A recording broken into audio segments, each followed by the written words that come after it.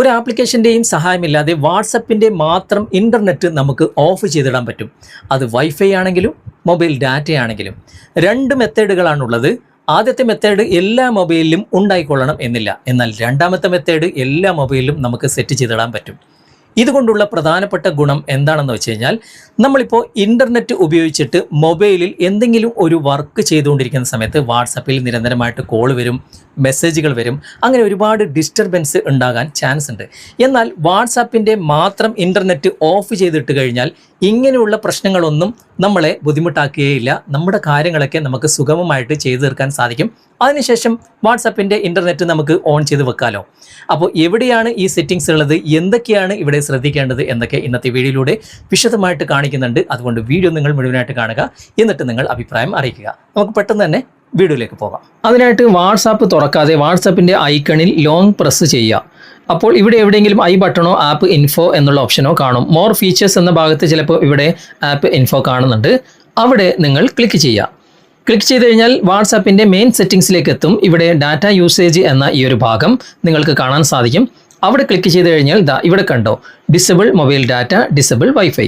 അതൊക്കെ നിങ്ങൾക്ക് ഡിസബിൾ ചെയ്തിട്ട് വാട്സപ്പിൻ്റെ ഇൻ്റർനെറ്റ് നിങ്ങൾക്ക് ഓഫ് ചെയ്യാൻ സാധിക്കും. പക്ഷേ ഇപ്പോൾ ഞാൻ മറ്റൊരു മൊബൈൽ എടുത്തിട്ടുണ്ട്, സാംസങ്ങിൻ്റെ മൊബൈലാണിത്.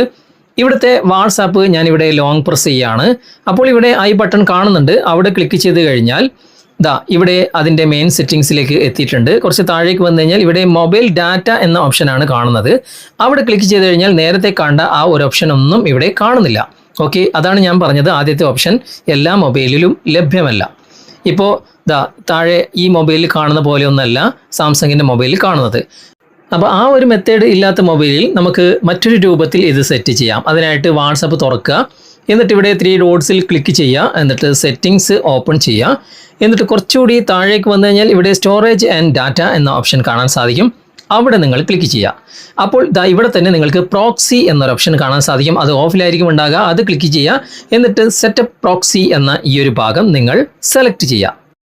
അത് സെലക്ട് ചെയ്ത് കഴിഞ്ഞാൽ ഇതുപോലെയാണ് കാണിക്കുക. ഇവിടെ നമുക്കൊരു കാര്യം ടൈപ്പ് ചെയ്യേണ്ടതായിട്ടുണ്ട്.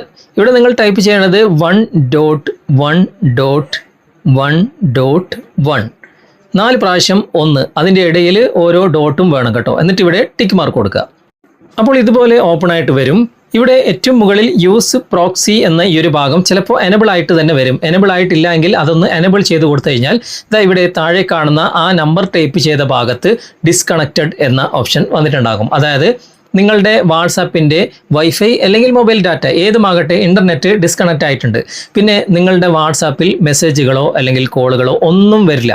ഓക്കെ, മറ്റുള്ള കാര്യങ്ങളൊക്കെ നിങ്ങൾക്ക് ഉപയോഗിക്കാം. പിന്നെ ഇത് ഡിസേബിൾ ചെയ്ത് കഴിഞ്ഞാൽ അത് വീണ്ടും കണക്റ്റ് ആകും. കണ്ടോ, കണക്റ്റിംഗ് എന്ന് കാണിക്കുന്നുണ്ട്. പിന്നെ അത് ഓൺ ചെയ്ത് കഴിഞ്ഞാൽ ഡിസ്കണക്റ്റ് ആകും. അപ്പോൾ വാട്സപ്പിൻ്റെ ഇൻ്റർനെറ്റ് നിങ്ങൾക്ക് ഓഫ് ചെയ്യണം എന്നുണ്ടെങ്കിൽ യൂസ് പ്രോക്സി എന്ന ഈ ഒരു ടോഗിൾ നിങ്ങൾ ഓൺ ചെയ്താൽ മതി.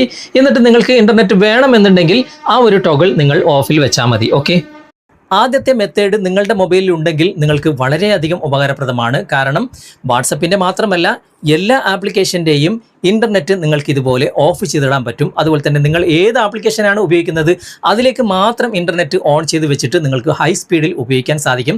ഡാറ്റ നഷ്ടപ്പെടുന്നത് തടയാനും സാധിക്കും. എന്നിരുന്നാലും ഇന്നത്തെ വീഡിയോ നിങ്ങൾക്ക് ഉപകാരപ്രദമായിട്ടുണ്ടെങ്കിൽ നിങ്ങളുടെ കൂട്ടുകാരിലേക്കും വീഡിയോ ഷെയർ ചെയ്തെത്തിക്കുക. അതുപോലെ തന്നെ വീഡിയോയെക്കുറിച്ചുള്ള അഭിപ്രായങ്ങളും നിർദ്ദേശങ്ങളും നിങ്ങൾ കമൻറ്റിൽ അറിയിക്കാൻ മറക്കരുത്. വീഡിയോ ഇഷ്ടമായിട്ടുണ്ടെങ്കിൽ ലൈക്ക് ചെയ്യാനും കമൻറ്റ് ചെയ്യാനും ഷെയർ ചെയ്യാനും മറക്കരുത്. ചാനൽ നിങ്ങൾ ഇതുവരെ ഫോളോ ചെയ്തിട്ടില്ലെങ്കിൽ ചാനൽ ഫോളോ ചെയ്യുക, സബ്സ്ക്രൈബ് ചെയ്യുക, ലൈക്ക് ചെയ്യുക, സപ്പോർട്ട് ചെയ്യുക. അടുത്ത നല്ലൊരു വിഷയമായി അടുത്ത അവസരത്തിൽ നമുക്ക് വീണ്ടും കണ്ടുമുട്ടാം. Thanks for watching. ബൈ.